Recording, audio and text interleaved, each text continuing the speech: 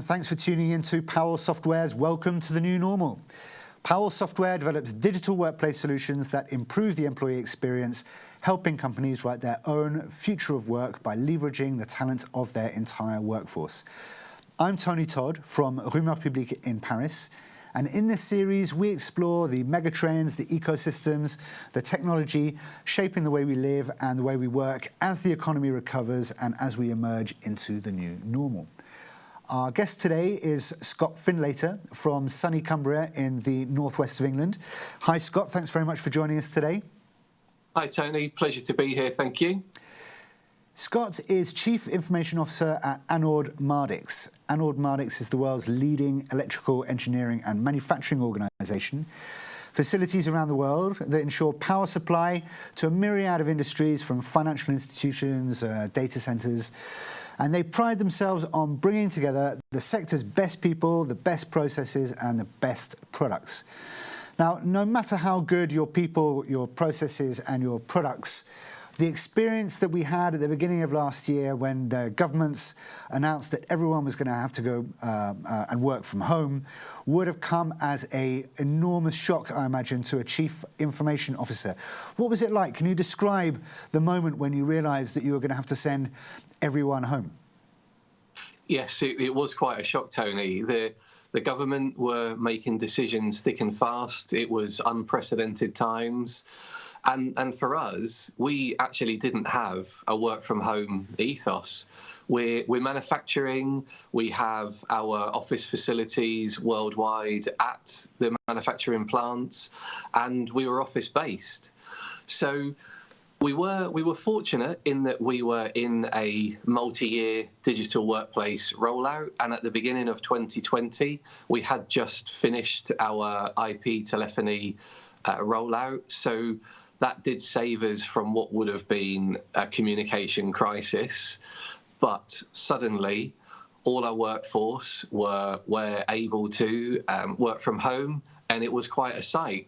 Employees picking up their desktops, monitors, taking them home, of which that is now going to be their home, their office, and their school on some occasions. So, yeah, it was quite a sight. What were the big challenges that you faced there?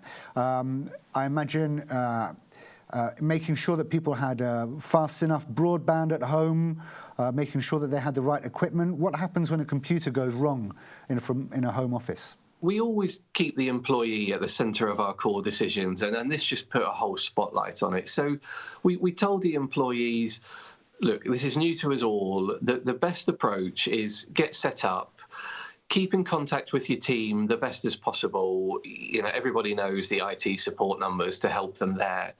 But the one thing that it did expedite for us was discussing flexible working hours. And so it's something we implemented pretty quick. So it gave everybody a chance to adapt to these unprecedented times. Scott, what have you seen happen in the last 12 months in terms of technological evolution? Our podcast is called Welcome to the New Normal. So what we're trying to do here is look at the experience of that last year and maybe the experiences before that and try to get an idea of what's going to come in the future. So what are the big technology advances that you've seen that are going to shape the way we go forward? For us, we were on a digital workplace journey, so it did expedite this. We've pushed forward with a new intranet, and we've really focused on digital well-being. I think is really important. People were bombarded with all manner of communication tools, so we've taken an approach where we're consolidating it to make it really clear. This is the tool you use at this point. But the real innovation for us came with the experience between our customers and our shop floor. So for us, part of our process is a factory acceptance test. The clients come up, they witness the equipment, it's signed off, and it's ready to ship to site. Now, during these times, because we deliver into the critical infrastructure, all our worldwide facilities have carried on manufacturing, but we couldn't have clients come to site. So we introduced the virtual factory acceptance test, and this was really cool. We've got high-end digital cameras, there's gimbals, there's wireless headsets, microphones, light rings, because we really had to give the clients an immersive experience as if they were with us, so they can see the product, sign it off. And with these events lasting, they can last for days, it really had to be high end, and it's proven to be really successful. Has that transformed your role into a bit of a media officer, helping film and provide images, almost setting up a studio? A portable studio, maybe. Our test engineers are the ones that lead these events, and so they are now very familiar with how we ensure we capture videography particularly well, how we light it when they get into the depths of the panel. And it's proved really successful. The clients have really engaged in it, and it's something we're going to continue offering. And without digressing too much, it's a sustainable option as well to consider. That's great. Well, a happy customer is always good news. And your people working remotely at home, have they been happy? Have you noticed any issues about people's well-being that people need to know about, that we need to think about as we talk about hybridization of work, working from home? What social issues have you seen emerge? I think people, they have different views and they have different risks they're willing to accept and take in these unprecedented times. And so we really continued with our employee-centric view and really looking at the digital well-being side. And we looked to tackle these with a hybrid model that has a number of elements to it. So, like I said earlier, we've done flexible working hours. That gives them a bit of freedom each day to get over the challenges. Where the job role is capable, we have home or office working. We've really challenged the team to say, when you are at home, don't overcompensate with digital presenteeism. You're there for a reason. You're trusted. We've pushed the boundaries of our office-only approach, and by that I mean we had meetings with printouts. That doesn't work anymore. It's about inclusion. No matter where anybody is joining from around the world, they must have the same experience.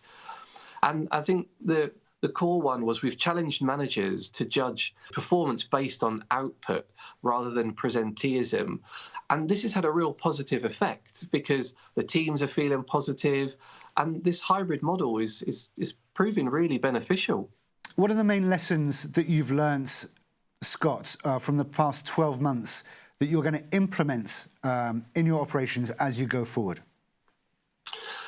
I think one lesson that's been really positive is we've seen this hybrid model has allowed us to attract and retain talent. It's allowed the employee to see that the employer does care and they're getting the best of both worlds. So when they're at home, they can get their head down and really focus on those hard-to-do tasks. But when they want the physical camaraderie, they're in the office. And we've really noticed the employees have challenged. We want the engagement. We want charity events. We want bulletin boards. And it's given everybody the best of both. So we are seeing it's fulfilling the individual's needs and it's fulfilling the business's needs. So it's a positive all round. Scott, thank you so much for joining us today. Thank you, Tony, for having me. It's been a pleasure. And we look forward to seeing you all again in 2 weeks' time for our next episode of Powell Software's Welcome to the New Normal. Don't forget to subscribe to us on YouTube. You can look out for us on LinkedIn, Twitter and Facebook.